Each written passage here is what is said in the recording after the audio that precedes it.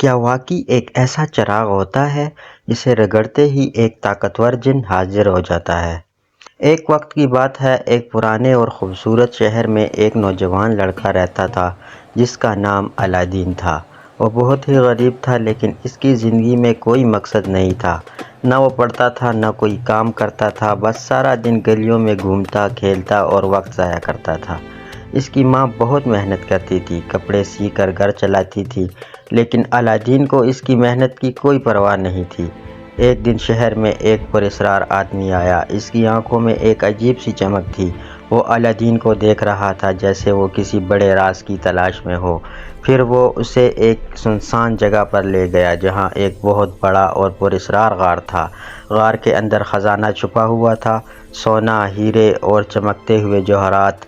الادین حیران رہ گیا۔ اس آدمی نے کہا، اندر آ جاؤ اور صرف ایک پرانا چراغ لے آؤ، باقی کچھ مت چھوڑنا۔ الادین غار کے اندر چلا گیا۔ ہر طرف چمکتا ہوا خزانہ تھا، ڈائمنڈ اور سونا آنکھوں کو خیرہ کر رہے تھے۔ پھر اس نے ایک پرانا چراغ دیکھا۔ الادین نے چراغ اٹھایا اور جیسے ہی اسے رگڑا، ایک زوردار دھواں اٹھا جو گھومتے ہوئے آسمان کی طرف پھیل گیا، اور پھر اچانک ایک بہت بڑا، خوفناک مگر طاقتور جن ظاہر ہوا۔ اس کا اوپری جسم مضبوط اور ڈراؤنا تھا، اور نچلا جسم صرف دھوئیں کی شکل میں تھا۔ وہ جھکا اور بولا، کیا حکم ہے میرے آقا؟ الادین حیران رہ گیا۔